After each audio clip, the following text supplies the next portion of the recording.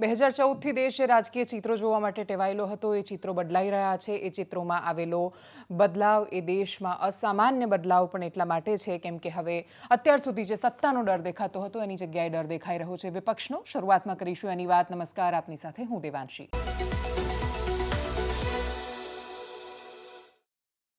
દેશમાં paper leak વિરુદ્ધ આંદોલન થયું, એ આંદોલન સફળ થયું। મંત્રીનું રાજીનામું લેવાયું। જે માંગો હતી છોકરાઓની એ બધી જ પૂરી કરવામાં આવી। જેન્ઝી પ્રોટેસ્ટ તરીકે આખું આ ચિત્ર ઉપસીને સામે આવ્યું। દુનિયાના બાકી દેશો કરતાં ભારતે આંદોલનને બહુ સારી રીતે હેન્ડલ કર્યું।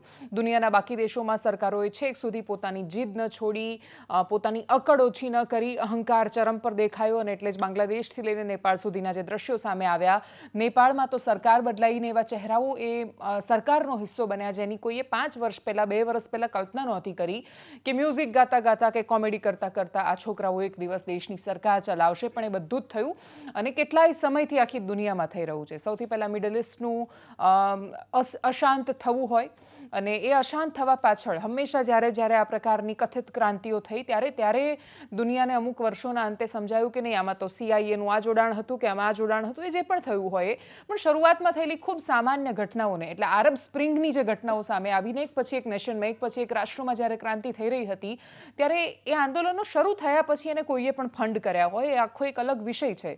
પણ મૂળ વાત કે બહુ જ સામાન્ય માણસોના ઉઠતા અવાજોને જ્યારે ઇગ્નોર થયો, એક વ્યક્તિ જ્યારે એક ઓફિસની બહાર જઈને પોતાની જાતને હોમી દે એવું કહીને કે મારી લારી નથી ચાલવા દેતા, કરપ્શનથી હું થાકી ગયો છું કે ત્રાસી ગયો છું એવું કહીને દરેક આરબ દેશોમાં જે આંદોલનો જે તે સમયે શરૂ થયા એમાં UAE કે સાઉદી જેવા અપવાદોને બાદ કરીએ તો મોટાભાગના દેશો એની ઝપેટમાં આવ્યા અને એના પછી સ્થિતિ શું છે આપણી આંખોની સામે છે। હિંસાના આધાર પર જે દેશમાં કથિત ક્રાંતિઓ થઈ એ કોઈ જ ક્રાંતિઓ તમે 10 કે 15 વર્ષ પછી જોવા જાઓ તો બહુ સારી સ્થિતિમાં નથી। ભારત દેશ એની આઝાદીની લડાઈ અને એની મૂળભૂત ક્રાંતિની લડાઈ અલગ તર્જ પર થઈ છે। આખી દુનિયા કોઈ ગમે તે કે ભારતની આઝાદીની લડાઈ બહુ જ અલગ હતી, અહિંસાના આધાર પર હતી અને ગાંધી આજે પણ શાશ્વત છે એ વાત આપણા આંદોલનમાં સાબિત થઈ અને આંદોલનમાં એ પરસ્પર પક્ષે સાબિત થઈ। સરકારે પણ અકડ છોડી, સરકારે પણ સ્થિતિસ્થાપકતા દાખવી અને એમણે એમની સાથે વાત કરી, એ બધું જ થયું। પણ એના પછી એક કાનૂન છે કે જે દેશની સંસદમાં પસાર થવું જોઈએ। આ બધા ઘટનાક્રમમાં રાજકીય પરિસ્થિતિ માત્ર આંદોલન સમયે નહીં પણ આંદોલન ઊભું થવું ને સફળ થવું એ પણ એ બતાવે છે કે ભારતમાં રાજકીય પરિસ્થિતિ હવે એટલી સરળ નથી જેટલી તમને 2014થી 2019 કે પછી 19થી લઈને 24ના ગાળામાં દેખાતી હતી। 2024માં ભલે 100 બેઠકો આવી હોય કોંગ્રેસની, પણ ઓલ ઓવર વોટ શેર અને દરેક રાજ્યોની સ્થિતિ ભારતીય જનતા પાર્ટીના અનેક રાજ્યોમાં બેક ટુ બેક ઇલેક્શન જીતવા પછી પણ, પશ્ચિમ બંગાળમાં ભારતીય જનતા પાર્ટીની પ્રચંડ જીત પછી પણ એમની સામેનો અસંતોષ એ ઉપસીને દેખાઈ રહ્યો છે। પણ એ બધો જ સામાન્ય માણસ અને સત્તા વચ્ચેનો સંઘર્ષ હોત ને વિપક્ષ એમને એમ પડ્યું હોત તો એ સ્થિતિ અલગ હતી। પણ અહીંયા વિપક્ષ પણ એક્ટિવ અને દમદાર દેખાય છે અને દમદાર એ સંદર્ભે કે ભાજપનું પોલિટિક્સ એવું કહે છે કે ભાજપ રિએક્ટ નથી કરતું, ભારતીય જનતા પાર્ટી કશું કરે અને પછી કોંગ્રેસના બાકીના બધા જ લોકો એનું રિએક્શન આપે, એ 14થી 24 સુધીની રાજનીતિ હતી। પણ હવે છેલ્લા કેટલાય સમયથી ભારતીય જનતા પાર્ટીમાં ગુજરાત રાજ્યમાં પ્રદેશ પ્રમુખ ભાજપના રસ્તા પર ઉતર્યા હોય અને કોંગ્રેસનું કાર્યાલય ઘેરવા નીકળ્યા હોય એવા દ્રશ્યો ક્યારે જોવા મળ્યા હતા? બહુ વર્ષો થયા એ સમયને। એ વર્ષો પછી આ પ્રકારનું રિએક્ટિવ પોલિટિક્સ ભાજપ શેના સામે કરે છે તો કે રાહુલ ગાંધીના વિરોધની સામે।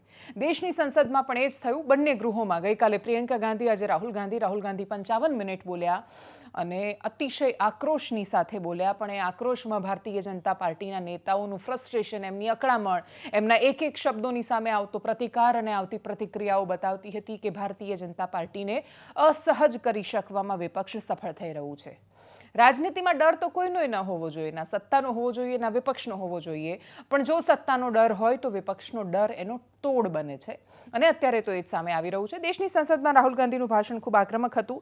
એ જે બોલ્યા એના પછી ભારતીય જનતા પાર્ટી એની સામે પત્રકાર પરિષદ પણ કરી।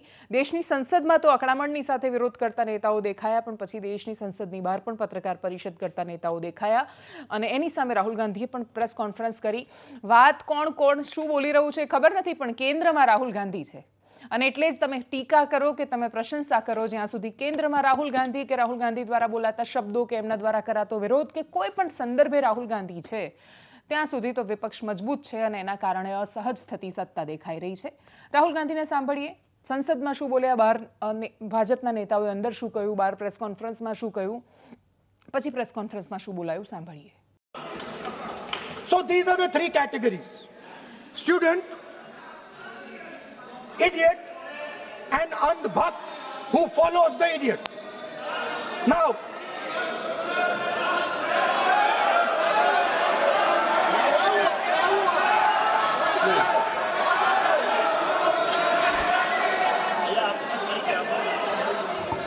so Speaker sir,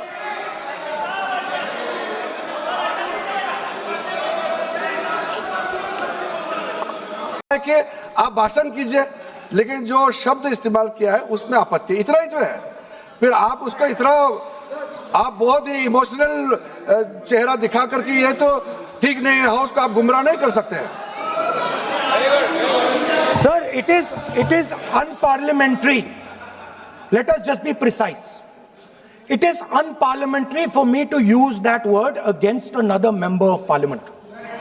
I have not used that word against anybody. I have just stated that this category exists. Sir, again they are going. Speaker sir, अगर आप लोग, सर अगर आप चाहते हैं कि इस देश में सिर्फ बीजेपी बोले तो मैं चुप होकर यहाँ बैठ जाता हूँ, मैं बैठ जाता हूँ, कोई प्रॉब्लम नहीं है।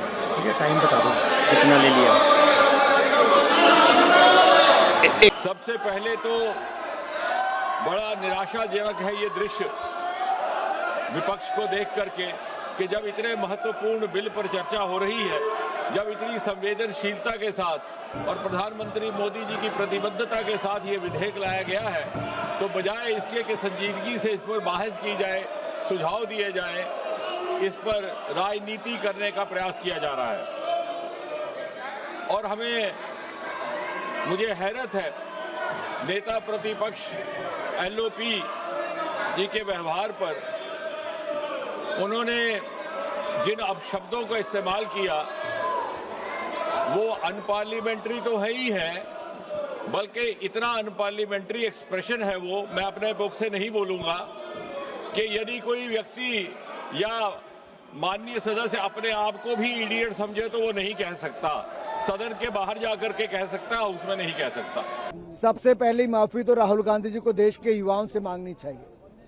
अगर उन्होंने इडियट शब्द का इस्तेमाल विद्यार्थी के लिए किया है, स्टूडेंट के लिए किया है, तो हमें इस पे घोर आपत्ति है।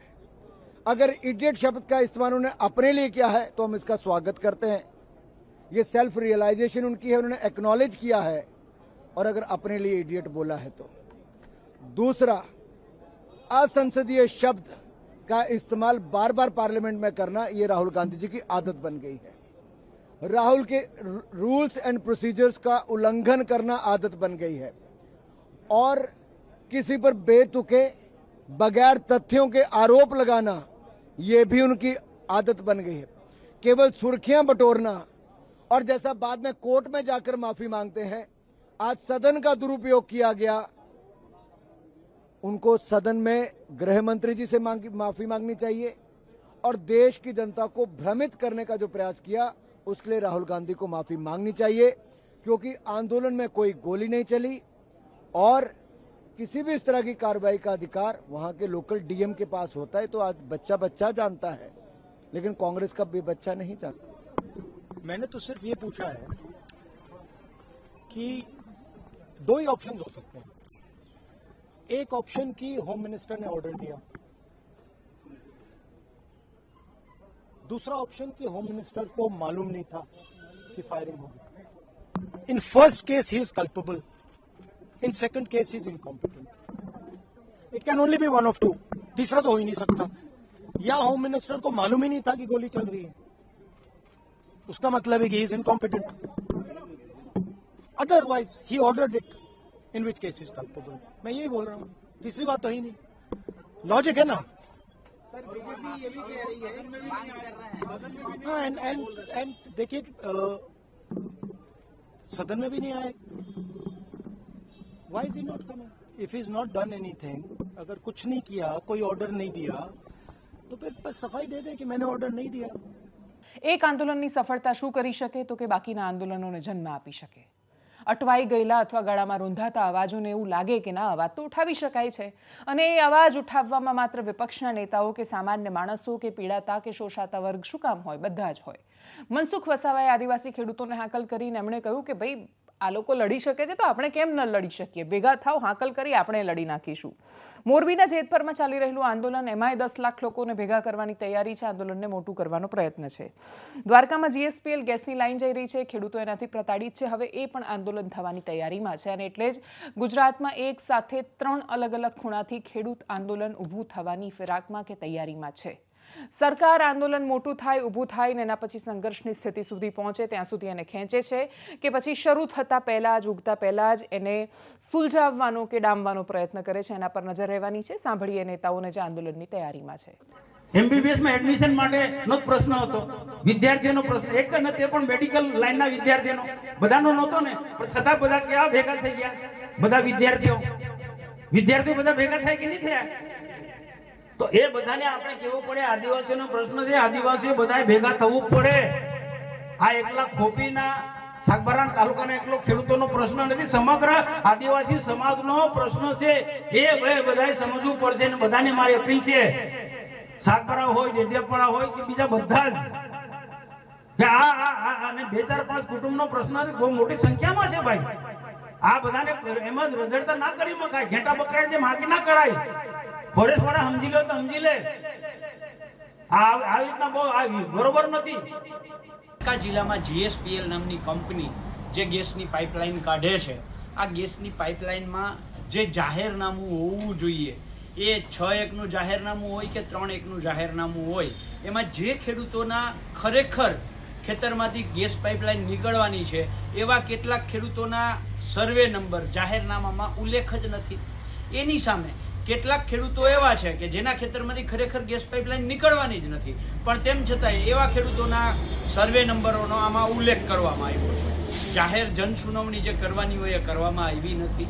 પર્યાવરણીય જે કંઈ સર્ટિફિકેટો એમને લેવાના હોય એ ખેડૂતો માંગે છે તો એમને આપવામાં આવતા નથી.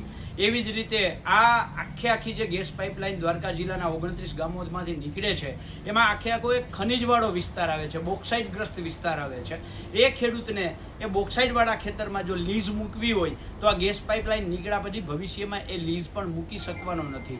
વચ્ચે ક્યાંક પક્ષી અભયારણ્ય આવે છે, ક્યાંક ઇકો સેન્સિટિવ ઝોનવાળો વિસ્તાર આવે છે. એટલે આવી તમામ બાબતો હોવા છતાં આ કંપની છે એ નિયમોનું ક્યાંક ને ક્યાંક ઉલ્લંઘન કરતી હોય એવો ખેડૂતોનો આક્ષેપ છે. અને એ આક્ષેપો સાથે આજે દ્વારકા જિલ્લાના ખેડૂતોએ પોતાના ખેતરમાં બેનર લગાવી અને એક વિરોધાત્મક કાર્યક્રમ કરી અને સરકારની આંખ ઉઘાડવાનો ક્યાંક પ્રયત્ન કર્યો છે. અમારી આ સાવણી બંધ થવાની નથી, અને અત્યારે થોડોક વરસાદની આગાહી એટલે અમે શાંતિ રાખી. પછી આપણે કેટલા સારા 10 લાખ માણસે મુલાકાત લીધી ને, તમામને ભેગા કરવાના, પછી આપણે આગળ નિર્ણય કરવાનો શું કરવો. અને એક શિવપુર ને આપણે કાલાવડ, અહીંયા શિવપુર કાલાવડ 3 વારના પૈસા નથી આવ્યા, એટલે આપણે જે કમિટી નક્કી કરે તો અહીંયા થાંભલા કાઢવા જવાનું છે. બીજું, અત્યારે તો 144 લગાડી દીધી, કોઈ અધિકારી કોઈને જેતપુરમાં આવું નહીં, અને આવશે તો પછી 144 એટલે ખબર પડે ને શું થાય. બીજું કે હવે આપણે સાવણી બંધ કરવાની નથી. આ વરસાદી થોડુંક મોડું ભલે થાય, પણ આપણે 144 લગાડી દીધી અને કોઈ સાવણી બંધ થવાની નથી. 10.5 લાખ માણસ ભેગા કરીને પછી આગળ કાર્યક્રમ કરવાનો, અને સરકારને જોવાનું જે કરવું એ કરી લઈએ. પછી હવે આપણે ખરાબ એવું પડવાને જે 10.5 લાખ માણસ ભેગા થઈ અહીં નક્કી, અને કાઢા નથી પડ્યા, કોઈ બીવાનું નથી, કરવાનું છે. હક લેવો હોય અને થાંભલા લઈ જાવ, આપણે વાવા બંધો. એનાલિસિસમાં અત્યારે બસ આટલું જ. જો આપ અમને YouTube પર જોઈ રહ્યા છો તો સબસ્ક્રાઇબ કરો, Facebook પર જોઈ રહ્યા છો તો ફોલો કરો, વિડીયોને શેર કરો. નમસ્કાર.